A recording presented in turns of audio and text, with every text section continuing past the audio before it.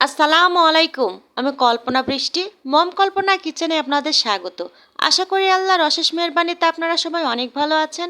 আলহামদুলিল্লাহ, আমিও আপনাদের দোয়ায় এবং আল্লাহর অশেষ কৃপায় অনেক ভালো আছি। দেশ থেকে এবং দেশের বাইরে থেকে যারাই এই ভিডিওটি দেখছেন সবাইকে আন্তরিক শুভেচ্ছা এবং ভালোবাসা। প্রতিদিনের মতো আজকেও একটা নতুন ভিডিও নিয়ে আমি আবার আপনাদের মাঝে হাজির হয়েছি। তো চলুন আজকে রেসিপিটা দেখে নিই।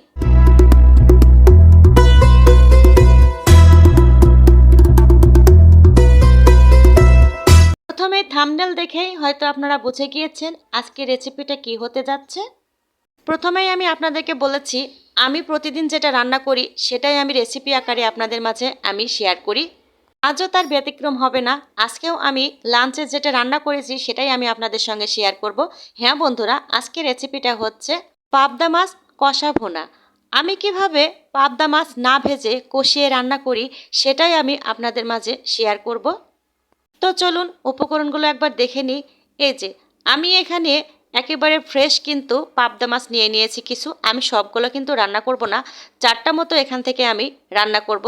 মাছগুলো কুটে ধুয়ে ফ্রেশ করে একেবারে চলে এসেছি কিচেনে। এসেই এই যে একটু ছড়ানো প্যান বসিয়ে দিয়েছি, কেননা বড় বড় মাছ, তাই একটু ছড়ানো প্যানে কিন্তু ভুনা করতে খুব ভালো লাগে। এই যে এসে আমি পরিমাণ মতো 1 কাপ কিন্তু আমি তেল দিয়ে নিয়েছি, কারণ এটা ভুনাতে তেল বেশি লাগবে। তারপরে আমি 5টা মতো কিন্তু বড় বড় পেঁয়াজ কুচি দিয়ে দিয়েছি। এই যে ভুনাতে পেঁয়াজ কুচি বেশি লাগে এটা আমরা সবাই জানি। তারপরে আরও 3টা মতো পেঁয়াজ কিন্তু আমি এই যে বেটে দিয়েছি।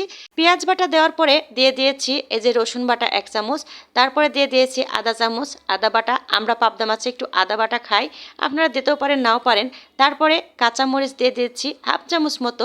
এরপরে ভরপুর 1 চামচ মতো দিয়ে দিয়েছি জিরে বাটা।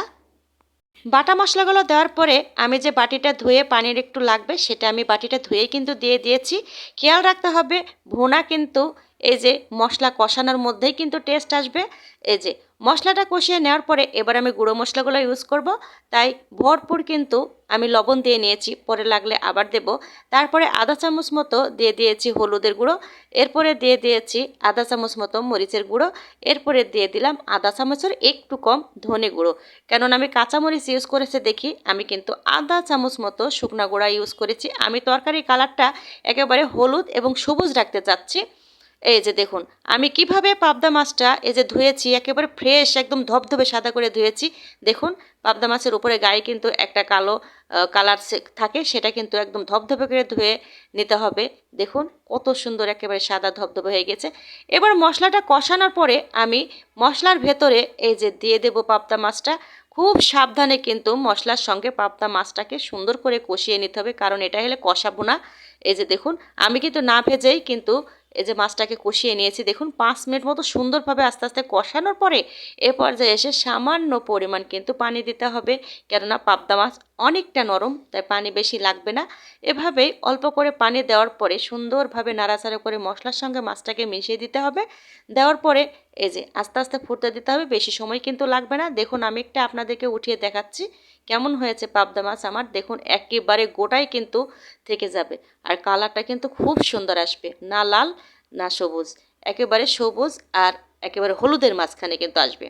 অর্ধেকটা যখন মাছটা রান্না হয়ে যাবে এ পর্যায়ে আমি এই যে ফ্লেভারের জন্য শুধু খালি বড় বড় কয়েকটা আমি কাঁচা মরিচ দিয়ে দিয়েছি। লাস্টে এই যে দিয়ে দেব আমি ভরপুর কিন্তু ধনেপাতা। এই পাবদা মাছে কিন্তু ধনেপাতা অনেক ভালো লাগে, তারপরেও যারা পছন্দ করে দেবেন, না হলে কিন্তু অপশনাল। এই যে আমি কিন্তু অনেক পছন্দ করে দেখি, আমি এই যে কতটা পরিমাণ কিন্তু ধনেপাতা দিয়ে দিয়েছি। এই যে ধনেপাতা দেওয়ার আগে সবসময় খেয়াল রাখবেন লবণ আর ঝাল এবং হলুদ এই ধনেপাতায় কিন্তু অনেকটাই কিন্তু টেনে নেয়, কারণ ধনেপাতাও কিন্তু একটা সবজির মধ্যে পড়ে যায়। এবার আমি 1 চামচ মতো আমি কিন্তু দিয়ে দিয়েছি জিরে ভাজা গুঁড়োটা। দেখুন দেওয়ার পরে একটু নাড়াচাড়া করে এই যে দেখুন কত সুন্দর পাবদা মাছটা কিন্তু এতক্ষণ রান্না করছি অমনি গোটা আছে।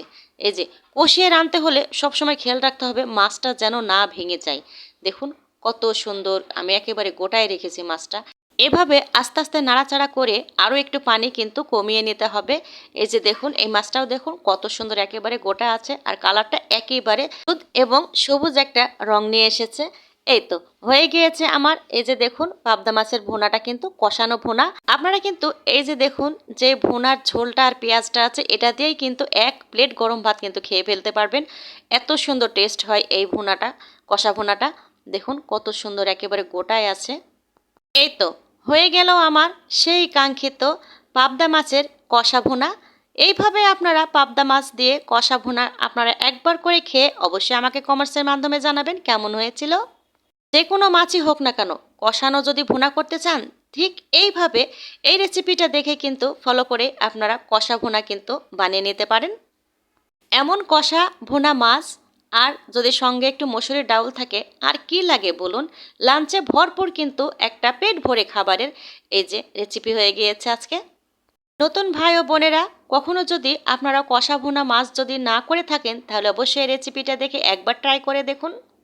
বন্ধুরা যারা এই ভিডিওটি এখন দেখছেন যদি ভালো লেগে যায় তাহলে অবশ্যই একটা লাইক দিয়ে দেবেন, সাথে একটা সাবস্ক্রাইব অবশ্যই করবেন, পাশে থাকা বেল বাটনটা অবশ্যই প্রেস করবেন। যথাযথ আমার এই ভিডিও নোটিফিকেশন আপনার মোবাইলে সর্বপ্রথম পৌঁছে যাবে। আবার ফিরে আসবো অন্য কোনো রেসিপি নিয়ে। আল্লাহ হাফেজ, আসসালামু আলাইকুম।